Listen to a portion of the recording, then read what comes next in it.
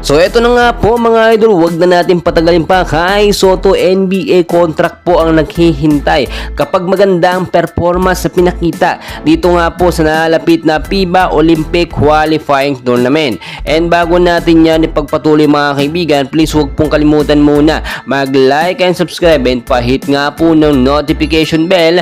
Maraming salamat po. Sa nalalapit nga po na July 2 to 7 ay magsisimula na nga po ang FIBA Men's Olympic Qualifying Tournament at makakalaban po ng Gilas Pilipinas natin ang kupunan po ng Georgia at Latvia. So kinakailangan po na magpakitang gilas dito ang ating pambato na si Kai Sotto. Sa mga hindi nakakaalam, perfect spot po ito sa mga NBA scout yung makahanap sila ng mga prospect player nila next season dito sa FIBA Olympic Qualifying Tournament. Marami din nakakapansin sa napakagandang performance na pag-e-ensayo o training na ginagawa ngayon ni Kai Sotto na halos araw-araw nga po may mga update si Kai dahil nga po yan sa paghahanda ni Kai Sotto sa Olympic Qualifying Tournament. So marami siguro sa inyo nagtataka bakit talagang todo-todo at binibigay ni Kai Sotto yung 100% niya sa pag-training para sa Olympic Qualifying Tournament. Dahil nga po ayon sa ating mga nakuhang update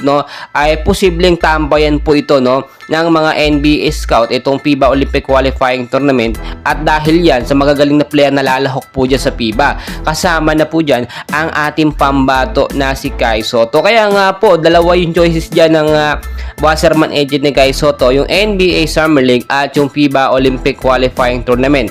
At dahil nga po conflict ito, parehas po ito July, hindi kakayanin ng ating pambato yung dalawang laruan na yan Kaya pinili ng agent ni Kai Sotto at ni Kai etong FIBA Olympic Qualifying Tournament dahil dito po mas malaking tsansa na magkaroon ng kontrata si Kai Sotto. Noon pa man mga kaibigan, nilinaw na ng agent ni Kai Sotto na si Tony Ronsoni na malaki naman talaga ang tsansa ni Kai na makakuha ng NBA contract. Yung sinasabi natin na two-way contract at hindi naman din lingisin yung kaalaman na may 4 NBA teams na nag-iimbita at nagkaka-interest dito kay Kai Sotto pero tinanggihan po yan lahat ng Wasserman agent Kai Sotto para dito sa FIBA Olympic Qualifying Tournament. Titignan ninyo mabuti mga kaibigan, mabigat din ang ating mga kalaban, pupunan ng Latvia at ng Georgia. Once po kasi na mapatunayan or manalo tayo dito sa dalawang bigating kupunan na ito, ay may siguradong supat na tayo sa Olympic.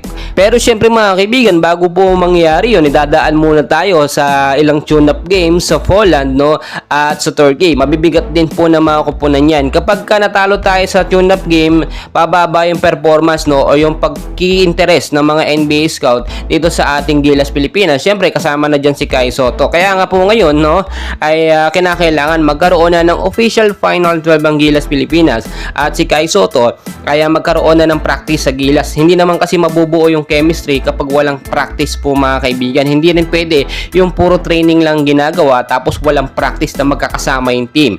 Kahit po kasi gaano kagaling ang ating pambato na si Kai Sotto, kung walang mabubuong chemistry tulad na lang ng point guard, dapat makabisado ni Kai Sotto yung mga pasahan ng bola kahit sabihin natin nagkasama-sama na noon, iba yung fresh o present na pagsasama nila yung may chemistry sa loob na nagpa-practice po. So mga kaibigan, ang dami ko pang dapat i-update sa inyo, kukulangin tayo sa oras, so dyan lamang po kayo, mamaya may update po muli tayo and please huwag niyo pong kalimutan mag-like and subscribe. Maraming salamat po mga kaibigan.